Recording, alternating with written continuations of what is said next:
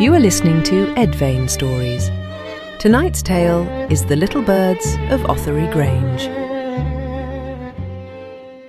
1816 was the year without summer.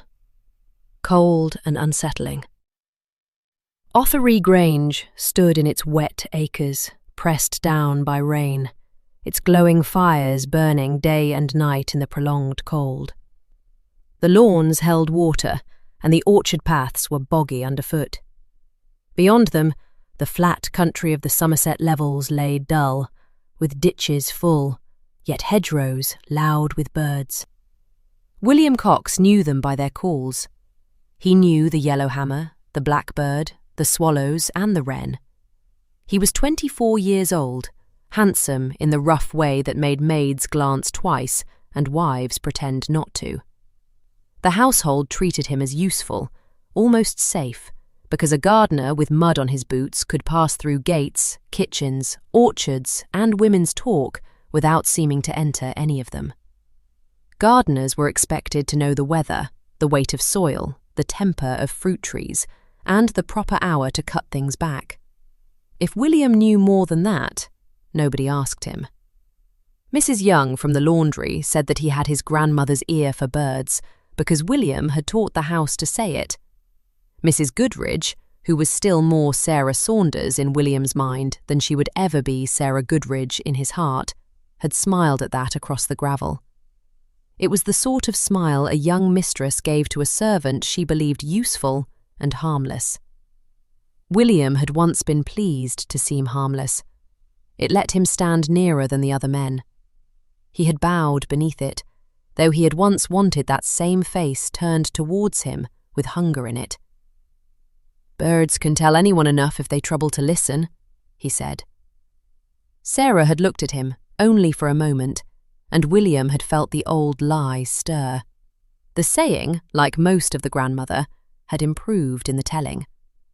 There had been an old woman once, half-blind and fond of rooks, but she had left William no treasury of rhymes.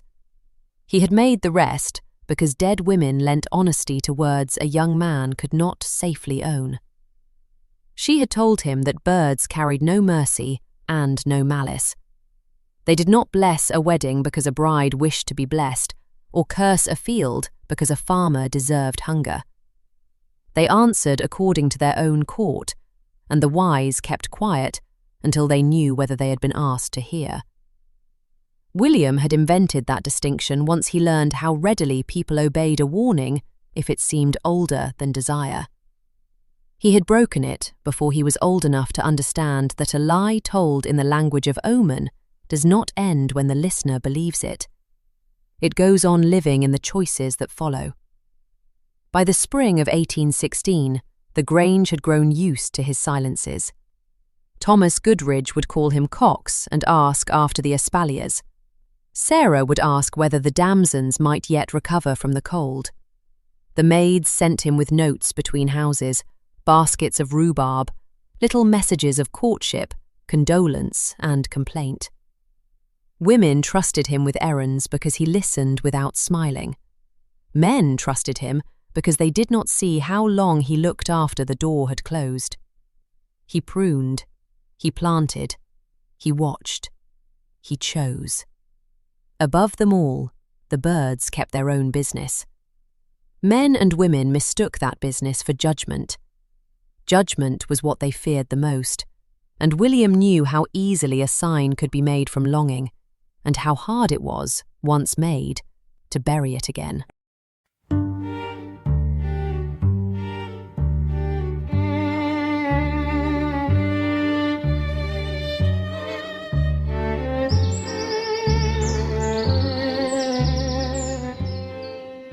A wren in the hedge. John Tucker killed the wren on the first dry morning after 6 days of rain. He had come to Othery Grange with mud on his boots and impatience in every line of him, riding too fast along the lower path. William Cox was cutting back dead wood from the old plum when he heard the animal shy. There was a scraping sound, a sharp curse, and then John's riding crop cracked into the hedge. The wren fell almost at William's feet. It was so small. A scrap of brown feathers, a pinched beak, and one foot curled tight around nothing. For a moment, even John looked surprised. But then he laughed. "Little devil near had me off," he said, gathering the reins while the horse stamped and tossed its head. "You keep too much life in these hedges, Cox." William crouched and lifted the bird from the wet leaves. Its body still held warmth. A wren was useful because everyone already half feared it. William had learned that much from wren boys, hedge gossip, and the stupid bravery of country songs. By the time he gave the fear a grandmother's voice, nobody thought to ask where the old woman had heard it. Even those boys who hunted one at Christmas did so with song, ribbons, and begging words, making a ceremony of the offence, so that it did not stand naked before the world. John saw him looking, and smiled with the charm that made women forgive him before he had finished being cruel. William hated him for that ease, and envied it too, because John took notice from women as naturally as other men took breath. "You look as though I have murdered a bishop, Cox." "No, sir," William said, closing his palm around the bird. John leaned forward in the saddle. "What then?" William felt the small heat fading against his skin and, beneath it, the meaner heat that came whenever a gentleman wasted what women had freely given him. Something older than a bishop. He took the wren to the border behind the stable yard, where that soil was loose from last year's leaves. John Tucker followed at first from amusement, then from irritation when he saw that the gardener meant to make a solemn business of it. "For God's sake, Cox, it's only a bird." William knelt and worked a narrow hole with the point of his knife. "Yes, sir, I know." John laughed, but there was less ease in it now. "What makes this one so particular?" William laid the wren into the earth, and it looked smaller still. Almost nothing among the crumbs of black soil. "My grandmother would have said there is a right way to take a wren." John rested one gloved hand on the wall and looked down at him. "And I failed in etiquette?" "You failed in the asking, sir." The young gentleman's face darkened. Men of his sort liked plain speaking only when it came from their equals. From a gardener, it became insolence before the sentence had cooled. "Take care, Cox," John said. William covered the bird slowly. He ought to have stopped there. He knew it even as his fingers pressed the wet earth flat. But John's smile had returned, and beyond him, across the yard, the sound of women laughing had already drawn his eye. "My grandmother had a sayin'," William said, and felt the old woman rise obediently in his mouth, exactly where he had put her. John looked bored again. Had she, indeed? William kept his hand over the little grave. "The wren is the king of all of the birds. Harm its feather, speak no words." For a moment, John did not answer. His smile remained, but it no longer knew what to do with itself. "That is peasant nonsense," he said. "Yes, sir," William replied. Only when John had turned away did William understand that he had not offered a warning. He had chosen the wound and told the harm where to enter. He remained beside the small, dark patch of earth, listening while another wren sang from somewhere inside the hedge. Elizabeth Palmer had not meant to look at John Tucker twice, which was why she looked at him so often. She was staying at Othery Grange with an aunt who believed fresh air, wet shoes, and silence at breakfast could improve a girl.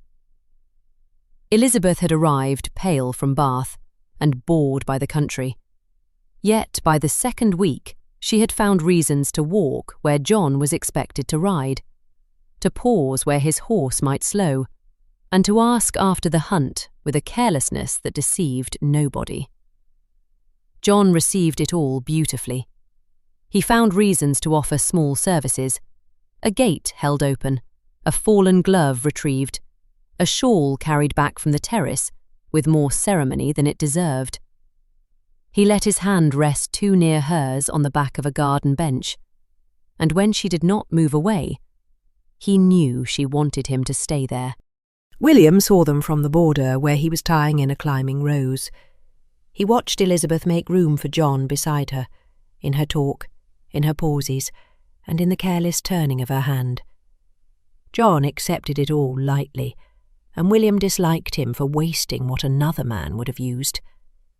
John liked the distance before surrender, the glance before permission, the warmth of a woman not yet certain she was safe to want him.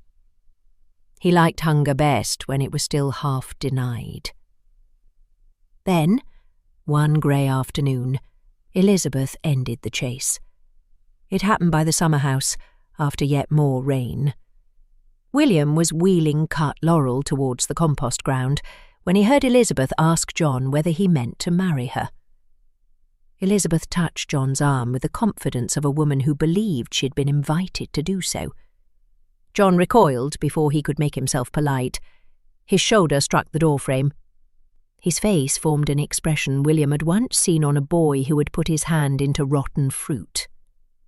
"My dear Miss Palmer," he said, and his voice was all manners over panic, "you mistake me very strangely."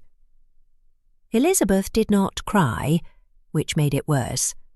She lowered her hand, and John stepped past her into the wet garden, rubbing at his sleeve as though her fingers had left something there. After Elizabeth Palmer came Mary Parsons.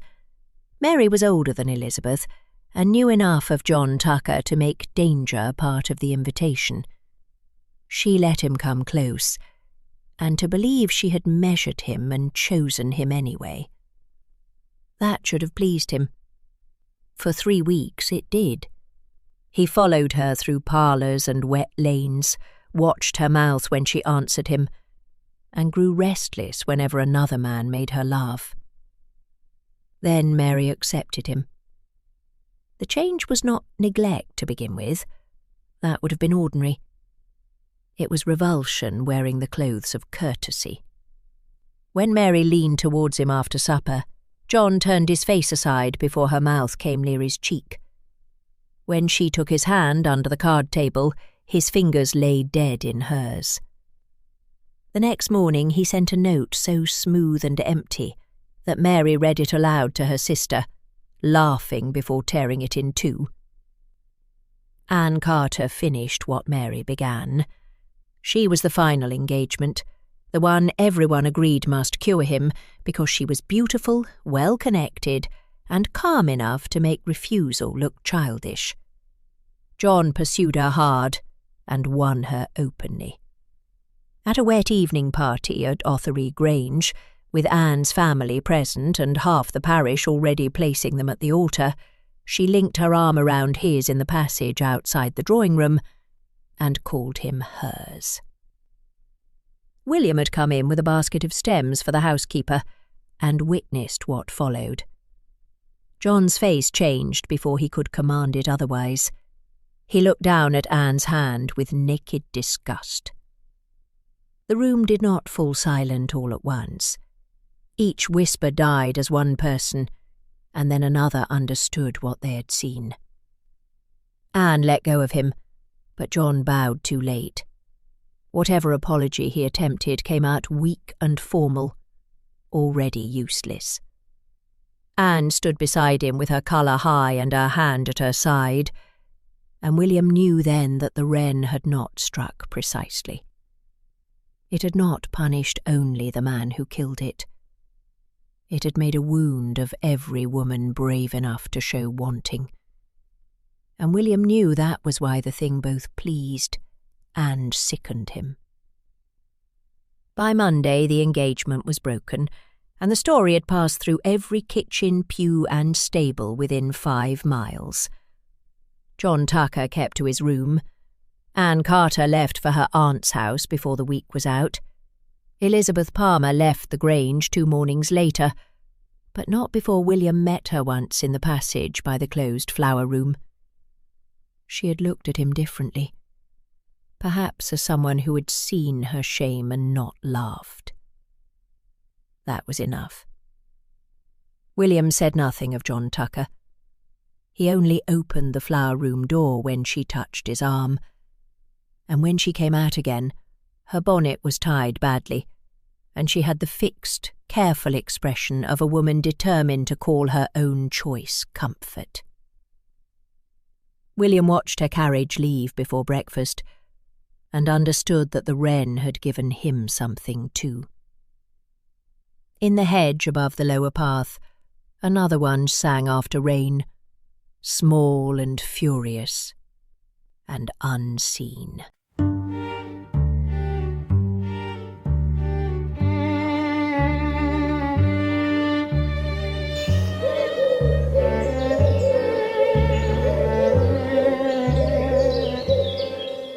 The Wedding Doves. Hannah Coles's betrothal was announced on a morning so cold that the servants' breath smoked in the passage, and the breakfast room fire had to be rebuilt twice before noon. George Baker stood beside her while Mrs. Goodridge offered congratulations. She was pleased, if a little damp from the ride over. He was a second son with a tolerable income, a good name, and no habit anyone could object to. Hannah's mother had spent 3 weeks calling him steady, by which she meant safe, but by which Hannah understood chosen. William Cox had been sent in with a tray of early rhubarb for the kitchen and was crossing the side hall when the news reached the servants. Mrs. Young said it would be a comfortable match, and one of the younger maids asked whether comfort was what girls prayed for now. No one answered her, because Hannah passed the open door just then with George at her side. He had her hand tucked through his arm, as though she were something already promised to his keeping. Hannah walked with her chin raised, but when Charles Hill came in from the rain at the far end of the hall, carrying his gloves in one hand and shaking water from his hat, William saw her fingers strengthen their hold on George's sleeve. George noticed nothing, but Charles did. He stopped only long enough to bow. "My congratulations, Miss Coles," he said, and William heard in the restraint what George had not. A man swallowing what he wanted because witnesses were present. "Hannah, surely," George corrected, laughing. Charles looked at her, waiting to see whether she would allow it. "Hannah," she said, and made it sound like a concession. That afternoon, 2 doves began carrying straw into the broken stonework above the porch. By supper, half the house had heard of it. Mrs. Young declared it a blessing. William, standing below with his pruning knife, watched one bird force the other aside to reach the nest. The cock pushed in with another straw. The hen shifted, received it, settled, and shifted again. It was instinct, labour, and the stubborn making of a place from which neither bird had ever thought to flee. William saw Hannah approaching along the gravel path. He ought to have gone on, but a woman unhappily promised was a door left on the latch, and he had never been good at passing such doors. A gardener saw many things by accident and kept most of them under his tongue. But there was something in Hannah's stillness that held him there. "They return to the same mate, do they not?" Hannah said. William had not realised she knew he was there. "The doves? So people say, miss." "People say it as if that makes them happy." He looked up at the nest. One dove had got its wing caught for a moment against the broken stone. It freed itself with a hard, ugly flick. "Happiness is not a thing birds are much consulted about," he said. Hannah turned. There was colour in her face, and something sharper underneath it. "Nor girls, Cox." He should have bowed and left her with that. Instead, he looked up at the two birds above the porch. "Doves are faithful creatures," he said, giving her the word everyone else had used, and turning it until the edge showed. "That's what everyone keeps telling me." "Yes, miss, though faithfulness is not always the same as choosing." Hannah looked back at the nest. The cock pressed in beside the hen, crowding her against the stone until she shifted to make room for him. "No," she said quietly. "I am beginning to understand that." The weather stayed mean and wet, but a certain heat came from the rooms where Hannah Coles had to sit beside George Baker and be admired for accepting him. He was kind in the way careful men are kind, noticing every draught, every damp hem, and every plate she had not quite finished. He wrapped her shawl about her shoulders before she asked for it, praised her quietness to Mrs. Goodrich, and touched her hand only where everyone might see. By the end of a week, Hannah flinched from his gentleness more than another woman might have flinched from anger. Charles Hill arrived often enough to be useful, and not often enough to be accused. He brought letters for Thomas Goodrich, stood in the hall with rain on his coat, and spoke to Hannah with caution. He knew that every servant could become a willing witness. That caution did not cool the thing between them, though. It fed it. William saw them in the passage by the closed breakfast room, where Charles had stepped aside to let Hannah pass, and neither of them had moved. There was no embrace, no word that anyone could carry to a drawing room. Only Charles lowering his hand from the door frame slowly, until his fingers almost touched the ribbon at Hannah's wrist. "Miss Coles," he said. "Mr. Hill." William stood with a basket at his hip and knew he should make himself heard, but he let the silence shelter them. Desire was easiest to steer when people believed it still belonged wholly to themselves. He watched Hannah turn her wrist slightly, not enough to invite the touch, but enough to show she knew it was there. Charles withdrew first, with the look of a hungry man leaving bread on the table. Above the porch, the doves shifted and fretted in their nest, and that night, one of them began calling long after dark. On the morning fixed for Hannah Coles's wedding, one dove sat alone above the porch. William saw it before anyone else. The house was already bright with movement. Maids went quickly from room to room. Mrs. Young scolded over ribbons. George Baker's carriage stood in the yard, washed clean for the day, while George himself waited inside with the nerves and pride of a man about to receive what had been properly promised. The dove called once, and then again. William looked for the mate along the guttering, in the ivy, and on the low roof above the scullery. He found a smear of down caught on the stone, and, beneath the laurel, 3 pale feathers pressed into the mud. A cat, perhaps, or a hawk, some common violence with no lesson in it. He closed his hand around the feathers, but Hannah came out before he could hide them properly. She was dressed in white, though the morning gave the colour no kindness. Behind her, George called that they must not be late. She did not answer him. Her eyes went first to William's hand, then to the empty place beside the dove. Charles Hill stood at the far side of the yard, hat in hand, rain dark on his coat. He had no right to be there and every reason to leave. But he watched her as though the carriage were carrying away something already half his. When Hannah looked at him, he bowed. It was a proper bow, deep enough for the yard and harmless enough for witnesses. But he did not raise his eyes from her until she had seen him do it. My grandmother would have called it readily enough, William said. When the lone dove weeps for love undone, dark grief shall fall on everyone. The old woman was useful on wedding mornings. She could say what William wished to be planted and leave no young man's fingerprints on it. Hannah took the feathers from him. For a moment, her fingers closed around his, hard enough to hurt. Then Mr. Baker should pray it falls late, she said. She placed the feathers inside her bridal glove, folding them against her palm, where George would later take her hand and feel nothing but kid leather and obedience. Or that it learns to enter by another door, she said. Then she walked to the carriage. George helped her in, while Charles bowed again from across the yard. Hannah did not turn her head, but William saw her hand close around the hidden feathers.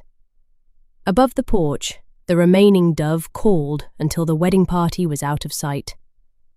The younger maid who had laughed at Comfort came to the yard after the carriage was gone, sent for nothing she could say when Mrs. Young asked. She found William by the laurel, washing pale feathers from his hand. "You frightened Miss Coles," she said, but admiringly so, for him having power enough to do it. William told her that brides were frightened already and only needed the proper words to learn why. She should have disliked him for that, yet she stayed. Later, behind the coach house, while the wedding bells were still dull in the wet air, she let him kiss her, as if he had proved some dangerous cleverness she wished to test for herself. By supper, she would not look at him, which William preferred to gratitude.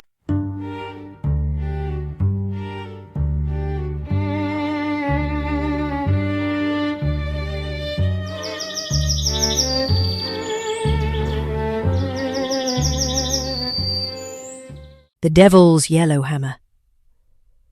Selina Coombs heard the yellowhammer while binding barley at Longmeadow, where Samuel Bristow had ordered the lower field cut because another week of rain might leave him nothing to cut at all. No one was certain it was wise. The men felt the soft give of the stalks under their hands and said nothing. Jane Bristow watched from the kitchen door, knowing her husband had chosen action, because waiting had begun to look like surrender. Even William Cox, sent down from Othery Grange to ask after a broken gate, could see why Samuel had ordered the cutting. Another week of rain would flatten the barley into the mud. But Samuel wanted the work done. He stood at the headland in his shirt sleeves, calling the pace while the girls moved bent-backed through the wet. When Selina straightened, he watched the damp linen pull against her shoulders. "Less listening, girl," he called. "More cutting." She had not known she was listening until he said it. The yellowhammer sat on the hedge above the ditch, bright against all that grey, and gave its little song over and over. Most people heard a country joke in it, bread and no cheese, hunger made harmless by repetition. Samuel heard mockery. "Fetch a stone at that thing," he said. No one moved. The men kept their eyes on the barley. Jane Bristow watched from the kitchen door. Selina lowered the stalks in her hand. "Leave it be," she said. Samuel turned on her. "Did I ask you?" Selina looked at the bird. It sang again, with its yellow head lifted towards a sky that had given nothing warm for weeks.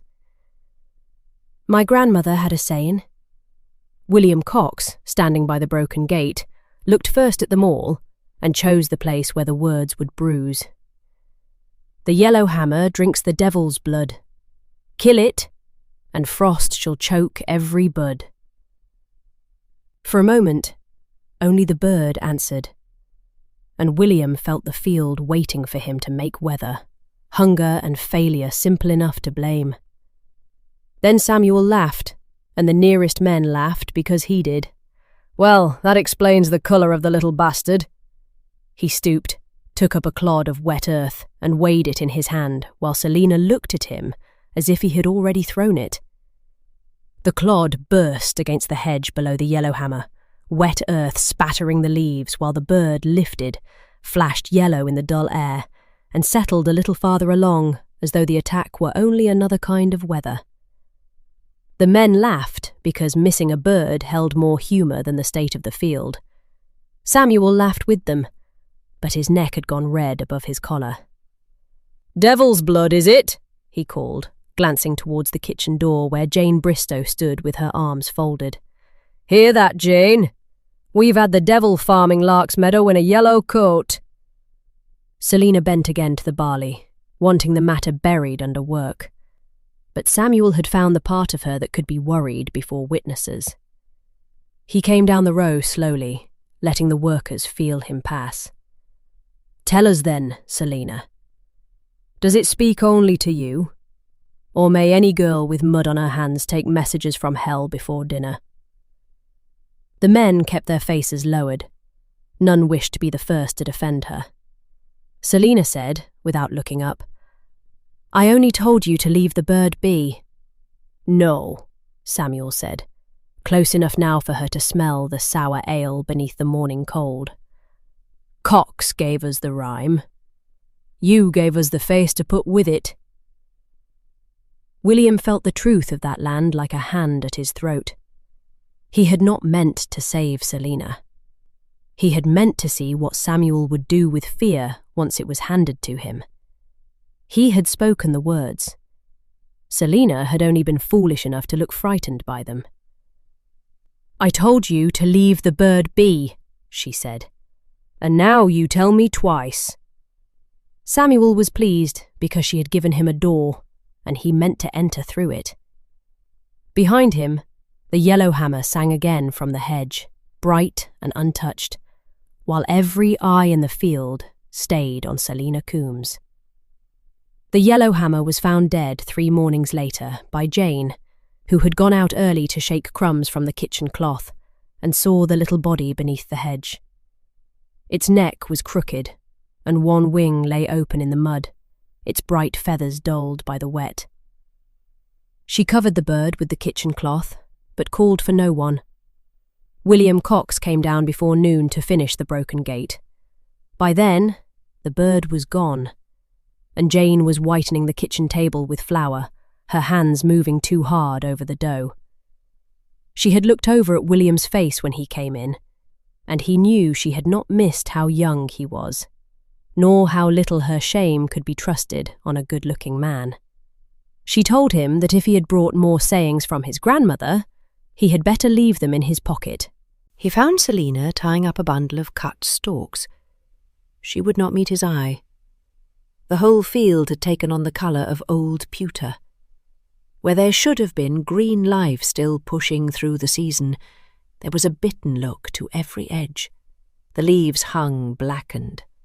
The young shoots at the ditch side had collapsed, and the barley nearest the hedge seemed choked. There had been frost in the night. Everyone said so. By evening, they all knew it had come only to Lark's Meadow. Samuel walked the rows with a face that dared any man to pity him.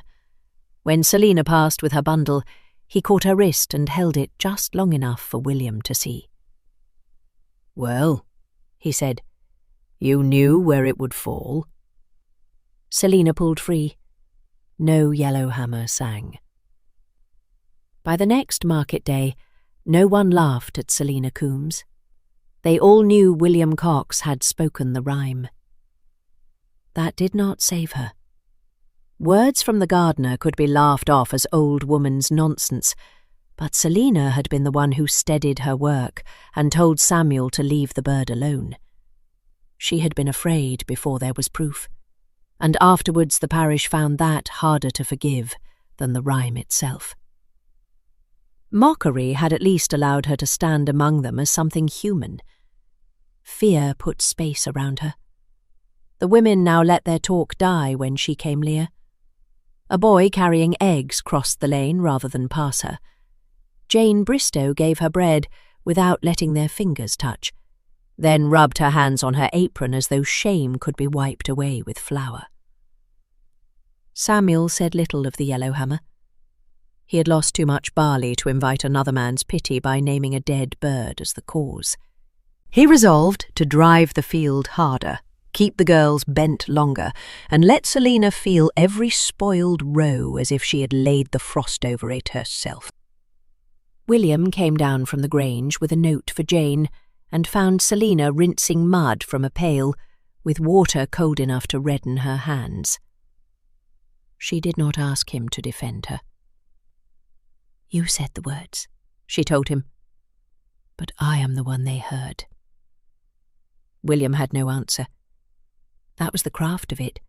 He could speak from the hedge and let a woman stand in the field wearing the consequence. He could have told her that fear was a cowardly thing and always chose the person easiest to wound. But Samuel called from the barn that Selina had work enough without charming gardeners too. William let the insult stand. That evening, when Selina left Lark's Meadow, no one walked with her. The hedge gave only sparrows and rain. William found her on the drove road before the light had properly gone. She was carrying her bundle under one arm and warily walking as if every hedge had ears. He told her she should not be alone after what people had made of her, and she laughed, asking whether he had come to protect her from the words he himself had spoken. He said he had come because he knew what it was to be blamed for seeing too much. That lie served him better than offers of comfort. By the time she reached her aunt's cottage beyond Staithe, William had mud on his coat, and Selina would not turn her face towards the candle when the door was opened. He left before anyone could ask why he had walked so far. The Yellowhammer's place remained empty, and for years after, no one said the bird's name without saying hers next.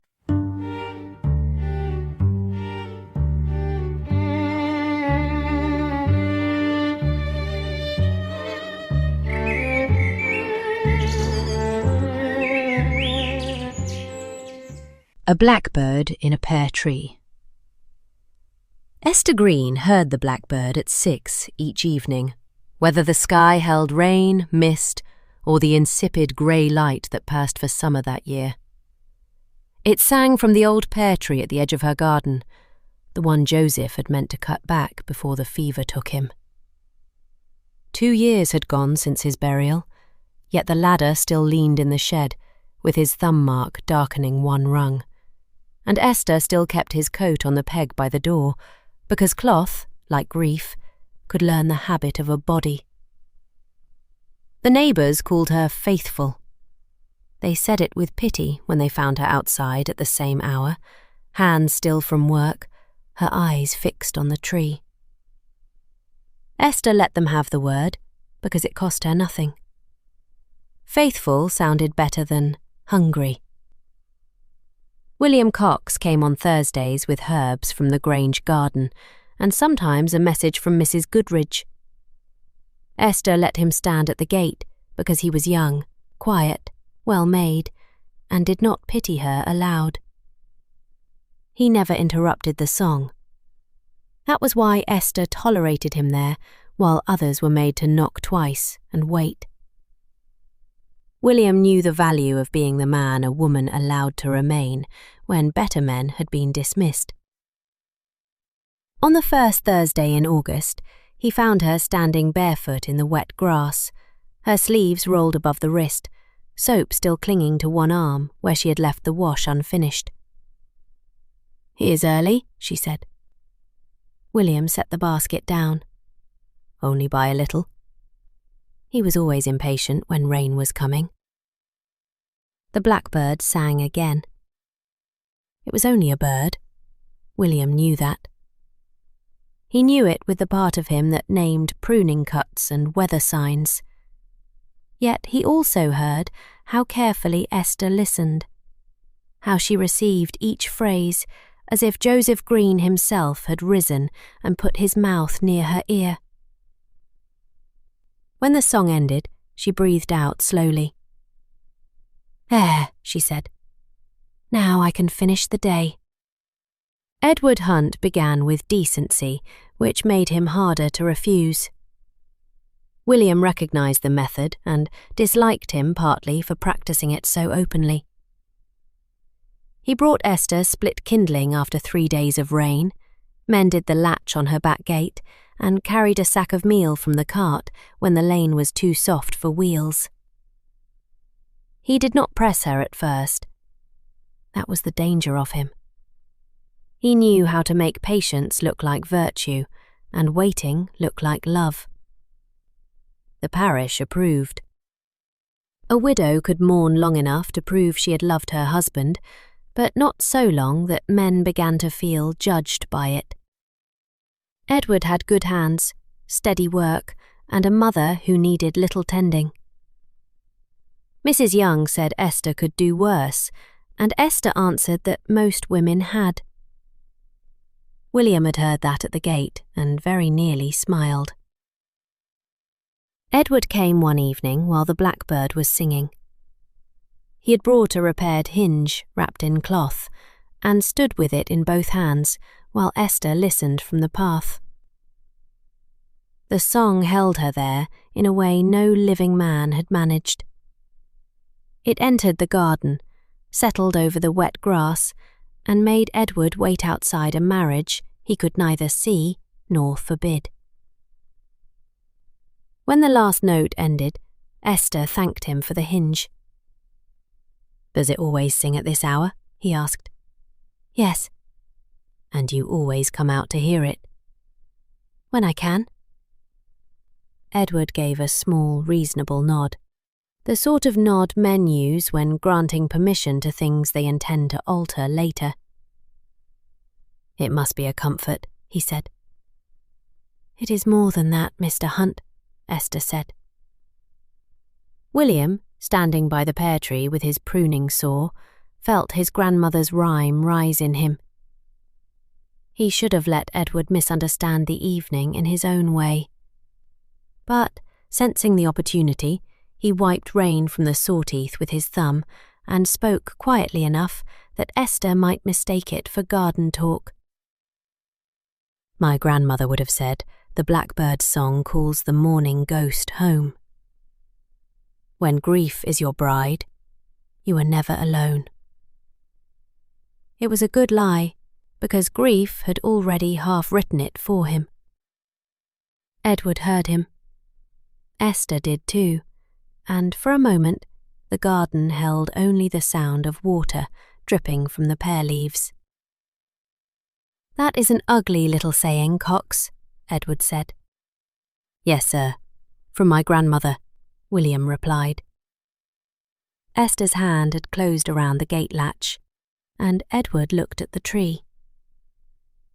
William knew then that he had not explained Esther's grief. He had shown Edward where it lived, and some men could not see a locked room without thinking themselves robbed. Henry Brown sent for William the following Tuesday, and did not trouble to pretend the errand was his own. "Mr. Hunt has spoken with Mrs. Goodrich," he said, standing at the yard gate with his hat kept on. "The pear tree at Esther Green's cottage is to come down." William had a grafting knife in his hand. He wiped it clean, though it was already clean. "It still fruits. It leans over the path.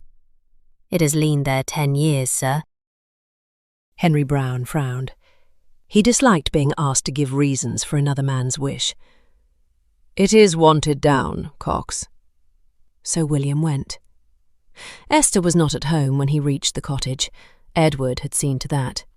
There was washing left in the tub, a shawl over the chair by the door, and on the peg inside the threshold, Joseph Green's old coat, hanging where Esther had kept it for 2 years. The pear tree stood at the garden edge, but the blackbird was not singing. William set the saw against the trunk and waited long enough to hate himself properly, which was not long enough to stop him. Edward came from the lane carrying a coil of rope. He spoke softly, almost kindly, saying it was better done before she returned, better not to make her watch, Better to free her from the thing while she still had strength enough to be freed. "That is not freedom," William said. "No," Edward answered. "It is kindness, when she has not the sense to choose it." The first cut sounded too loud in the small garden. By the third, the blackbird broke from the upper branches and went hard over the hedge. Edward flinched at the suddenness of it, then steadied himself. William kept sawing. When Esther returned, the tree was already down. She said nothing to Edward. She only took Joseph's coat from the peg and shut the cottage door between them. For 3 evenings afterwards, Esther Green did not leave the cottage. Edward Hunt came twice, once with broth and once with a parcel of mended linen, and both times he found the door barred. He spoke through it in the low, patient tone men use when they believe patience will one day be counted in their favour. He told her he had acted for her own good, that the tree had kept her ill, that Joseph would never have wished to see her wasting herself beneath it. From inside the cottage came no answer. On the 4th evening, William brought a bundle of kindling and set it beside the step. The garden looked larger without the pear tree, and crueler for it. The stump sat pale in the wet grass. The blackbird had not returned.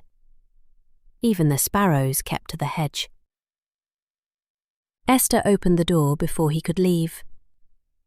She wore Joseph's coat over her dress, the sleeves turned back because his arms had been longer than hers. There was no wildness in her, which made the damage harder to look at. "I should not have cut it," William said. "No."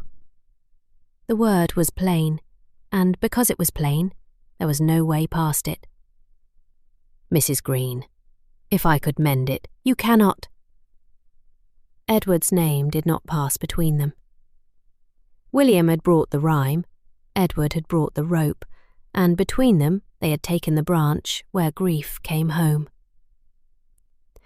Esther lifted the kindling from the step and carried it inside. She did not speak to Edward Hunt again that week, but she opened the door to William because he brought no broth, no mended hinge, nor instruction for her recovery. He stood with his cap in his hands and let his shame look like service. She asked whether he had come to confess or to be forgiven, and he said neither, though both answers would have been truer than he deserved. When she let him inside, Joseph's coat still hung from her shoulders, and William had the sense not to touch it. The restraint won him more than apology would have done. He left at dawn by the back gate, with pear sap still dark beneath one fingernail, and no blackbird singing anywhere. The next spring, William planted a young pear beyond the far hedge, where no one from the cottage would see it by accident. He pressed the soil firmly with both hands, and told himself it was not forgiveness he was planting. It was only a place for a bird to land, should one ever choose to. That was what he told himself, for he had become skilled at giving selfish things the posture of penance.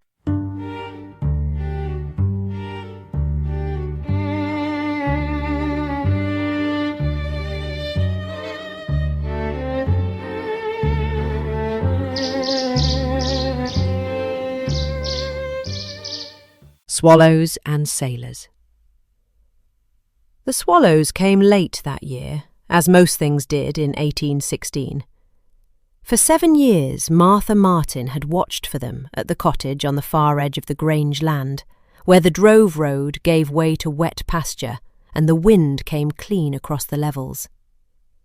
Her husband, Thomas, had gone to sea with his name stitched into 2 shirts and a promise to come back before the swallows forgot the eaves.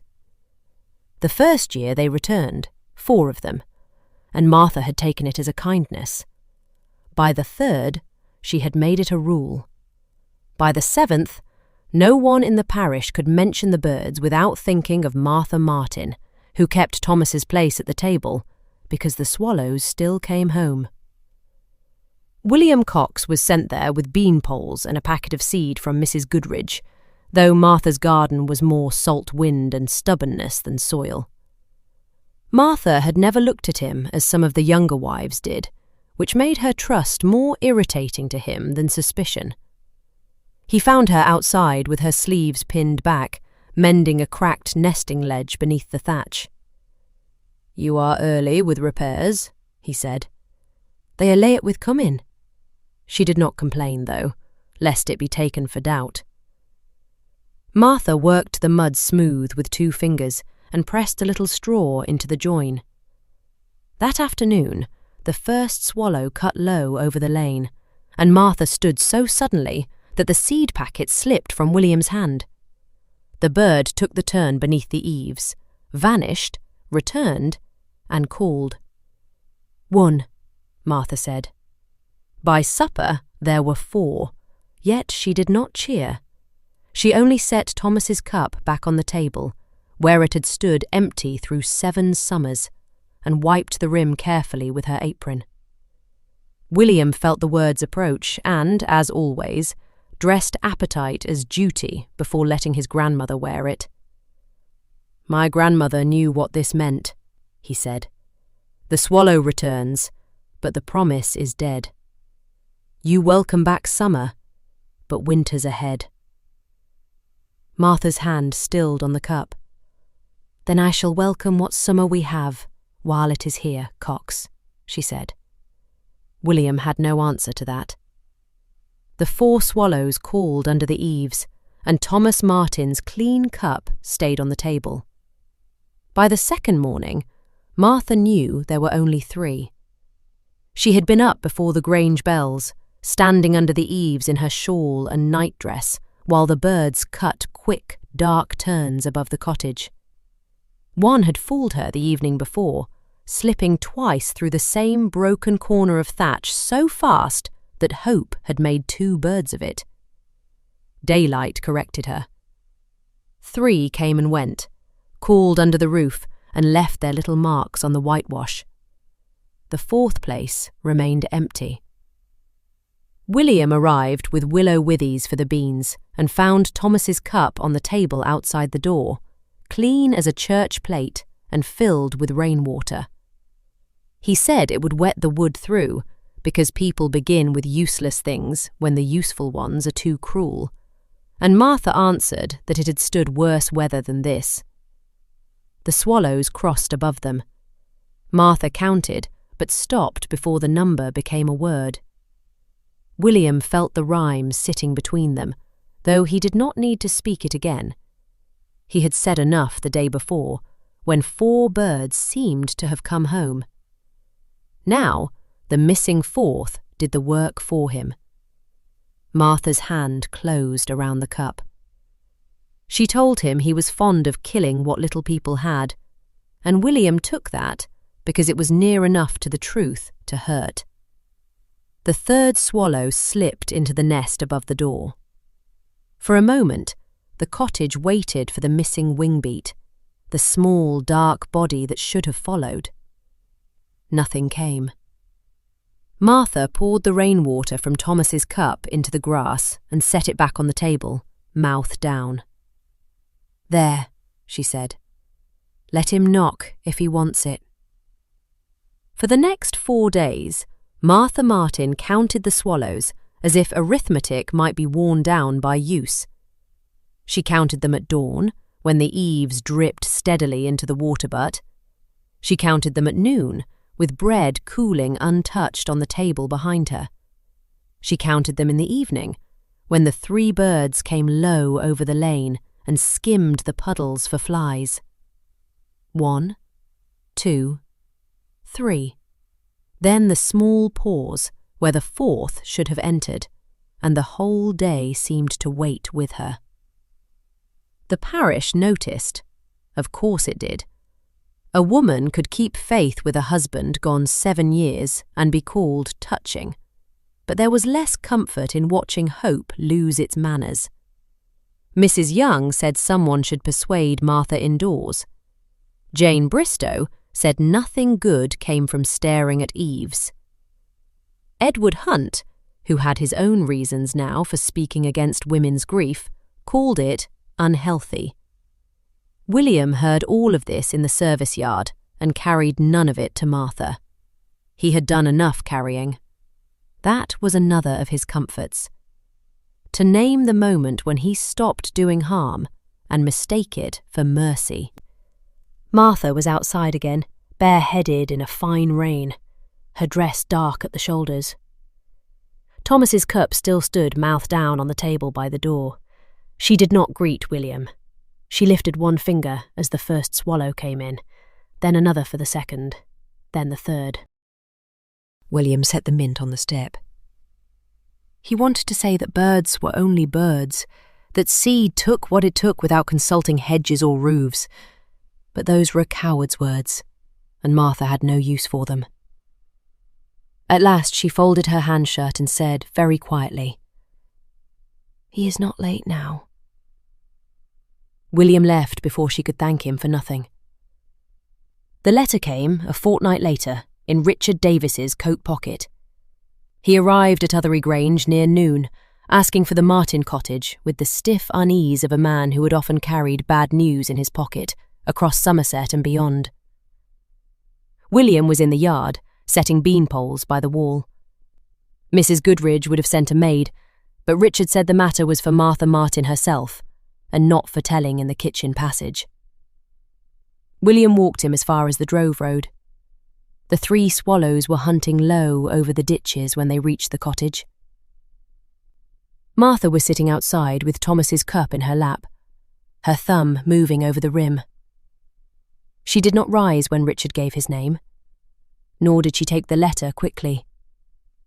She let it rest in his hand until the poor man had to say that he was sorry, though he did not yet know how little use his sorrow would be. Thomas Martin had died at sea before Christmas. Fever, the letter said. Buried before landfall. His effects, if any had survived the voyage, would be sent when the ship next made port. Martha read it once. The swallows passed above her, 3 quick cuts through the wet air. Richard began to explain how the letter had been delayed, how the captain had put it ashore with other papers, how no neglect was intended. Martha folded the page along its old crease and said she knew. That was all. William felt the shame of having expected collapse. He had wanted the proof of his words to show itself in her body, in tears, in some visible yielding. Martha denied him even that. He had mistaken quiet for waiting, then waiting for ignorance. Martha had been widowed by the eaves before any clerk put ink on paper. When Richard left, Thomas's cup remained in her lap. After an hour, she cleared it from the table and put it away. William went back to the cottage after Richard Davis had gone, though no one had sent him. Martha was outside holding the folded letter, as if paper could be kept from speaking twice. She did not ask why he had returned. Perhaps she knew. Perhaps she had known since the first day he gave the swallows words and made himself part of her waiting. "You like being right," she said. William answered that he had never liked it where grief was concerned, and Martha laughed.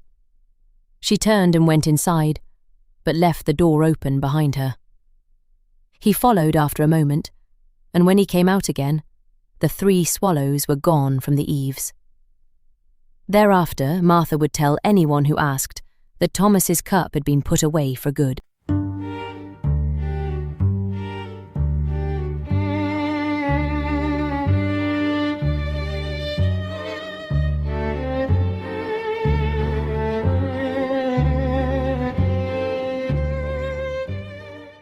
The Bird at the East Window.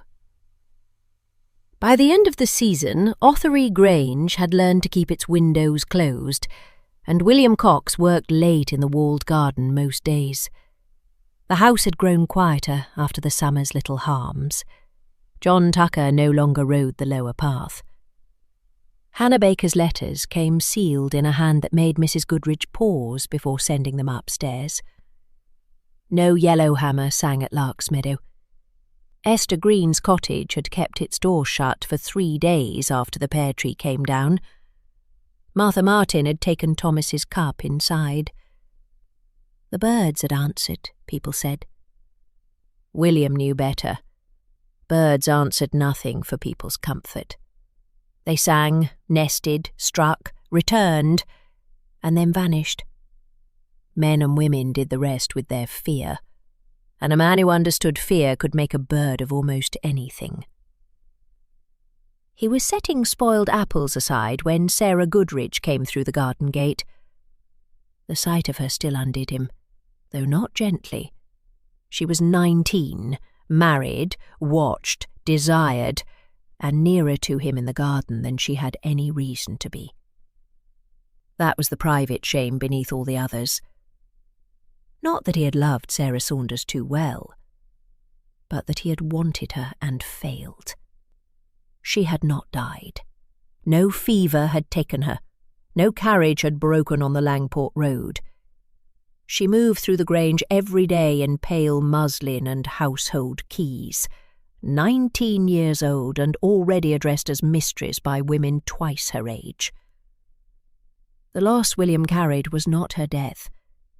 It was the insult of her continuing untouched by the wanting that had once made him reckless.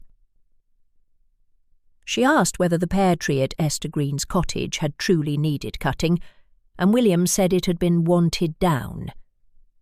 Sarah heard the difference, as she often did.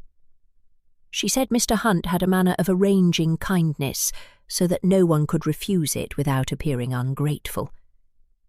William kept his hands busy among the apples. "You were quiet, Cox?" "Yes, Mum." "You are always quiet after birds, I remember." That should have warned him, but it opened the old place in him. Sarah Saunders had been 17 when he first lied to her. Thomas Goodrich had not yet secured her.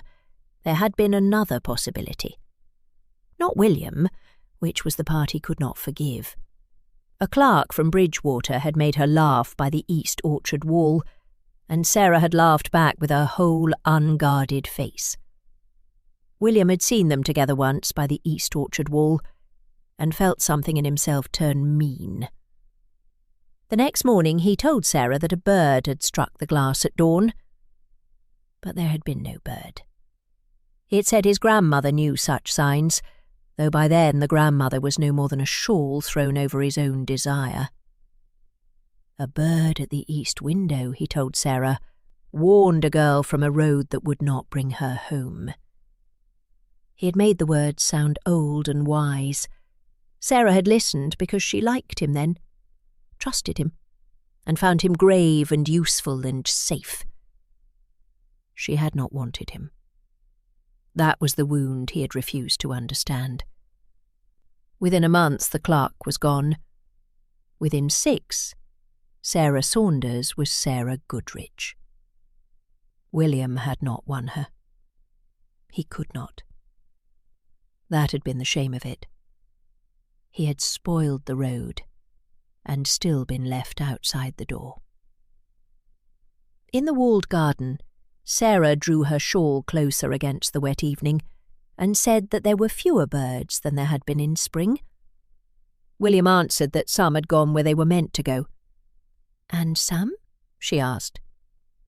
He thought of the false bird at the east window, the one he had invented and set loose into her life. "Some are only said to have been seen," he replied. This time she did understand. He saw it arrive in her face. The east window.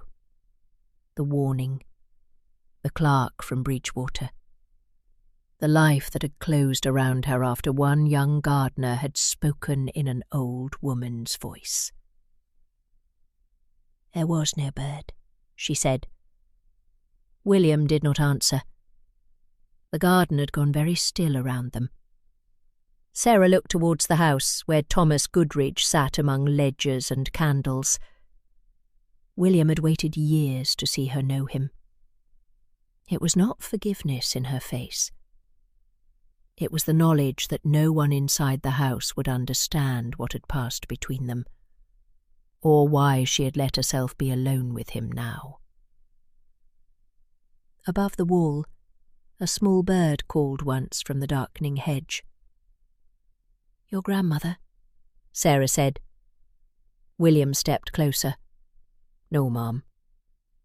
The gate stood open behind her, but she did not move towards it. By the time the house bell rang for supper, the garden was empty. Sarah Goodrich returned by the side door with damp on her dress and no apples in her basket. William Cox stayed among the espaliers until dark, listening to a bird he had no need to name.